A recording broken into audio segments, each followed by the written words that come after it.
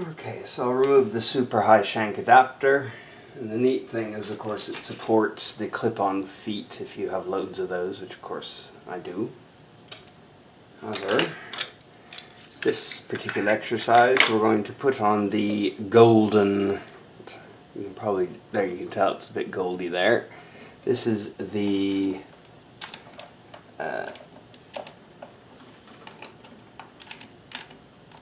knit fabric foot that Kenmore specifically made. It just a plastic foot. I can't say it appears to be all that special, but I'm sure they studied it for hours to figure out how they could create the most appropriate foot for this. I also have one of the knit feet that hops. It's a specific one with a lever to help it, but I'm going to try this out this way first. And I'm going to change the needle. Oops, what did I do with my screwdriver? This one will do.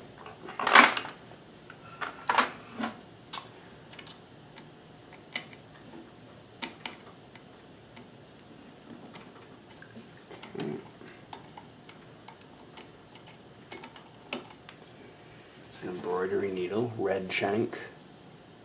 Well, it's showing up purple in there. It is actually red. Well, it's purpley actually. So that. But what we shall do is move over to a blue shank. So that is the Kenmore blue stretch stitch needle. Oops, wrong thing. I'm just going to leave that screw in there because that works quite well. And then now I need to tighten this screw.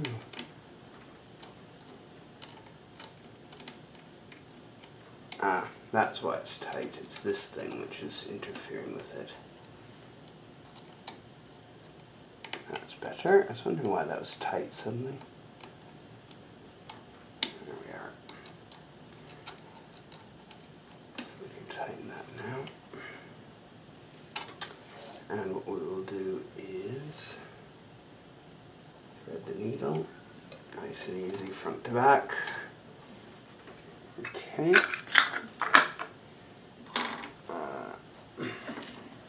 So this cotton is not stretched, so the needle doesn't pierce it very well.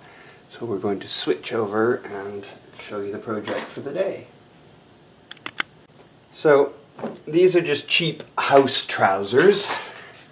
The cotton knit is not very thick, and of course what tends to happen is the seams go. So as you can see there are holes that need repairing. I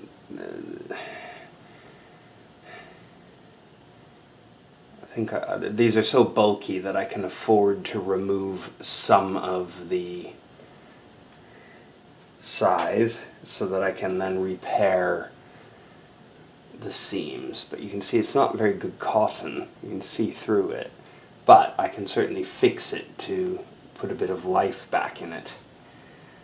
So my recommendation would be we will take probably 1/2 inch out of the seam, which makes a total inch, but there's plenty of room in this knit. And what we might do, just for the first go over, so we can dip down there, is we will put this machine on stretch stitch. Foot is down, and let's see what we get. In fact, what I'll do is I'll do the tacking like that, and then we'll put it on straight stitch. And this should go back and forth. So we'll have a little, adjust the modifier a bit. In fact, I'll zoom out so you can see what I'm doing. So with this machine you've got the modifier which adjusts how much the back and forth motion is. So on the longest setting it just pauses briefly, it doesn't reverse so much. So what I want to do is increase the amount of reversing action.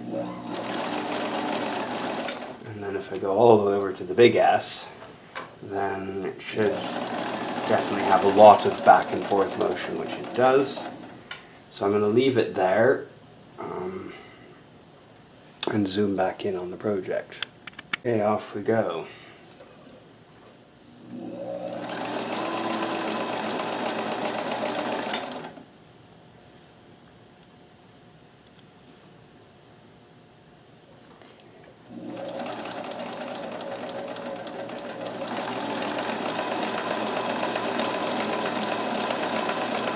We just need to join this back up to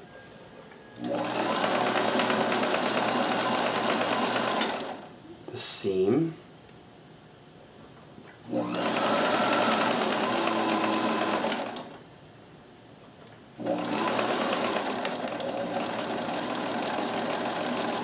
I would say it's definitely feeding very well. What's the tension setting at? 2. Okay. It's not slipping at all. It's really good actually, which is surprising. Then we're back onto the seam, which is where we expect to be, and then what we can do is go back to normal stitch and just do a bit of reverse tacking to fix the stitching, and that's done for the first part. Okay. So, okay, on this side, we've still got to dip a little farther down to get, might be able to do it on this direction, but we need to do some trimming first. I'm going to dip down a bit more. Oops, it's gone all blurry again. This camera's a pain at the moment. Okay, so we need to dip down a bit more, go back to short, go back to this long stitch, and off we go.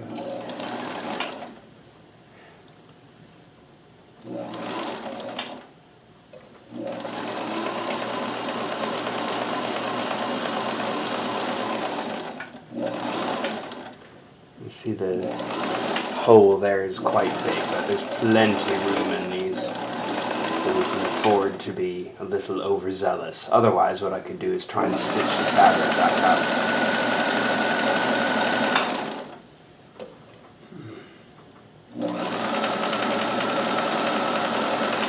Okay, back to normal.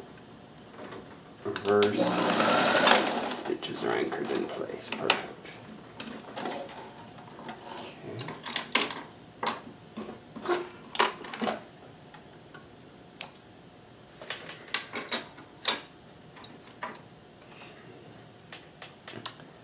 Okay, so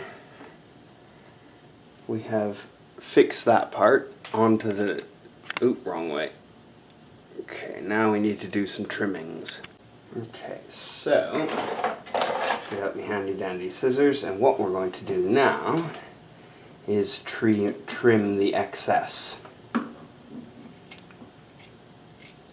Now this is one of those, if you've got your overlocker threaded up with black thread, or the right color thread for what you're doing here, you can use it. However, being that I'm demonstrating the machine, today we're going to use some of our fancy stitches to secure the edges. So what I am going to do is use the stretch overcast. I think that one. So to get there, we open this up, turn that one, longest stitch length, modifier. Now this one, I'm going to go for the middle and see how it looks before deciding if the shortest is the most appropriate.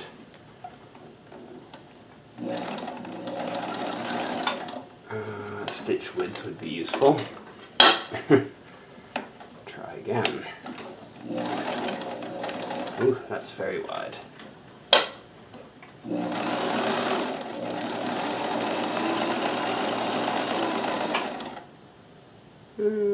Might be wise to use an overcast foot, but it's not too much of a problem. I think I'd like it shorter. That's better. So it was too far apart at the beginning. Not that knit unravels, but I would like it to be held secure. That needs a bit more trimming there.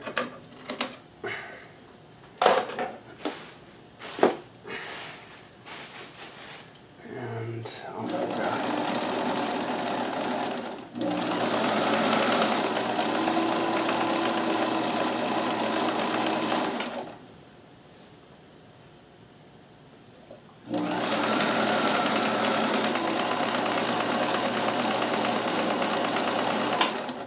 We're almost to where the original stitching begins. We'll just overcast that a bit so that we know it's secure.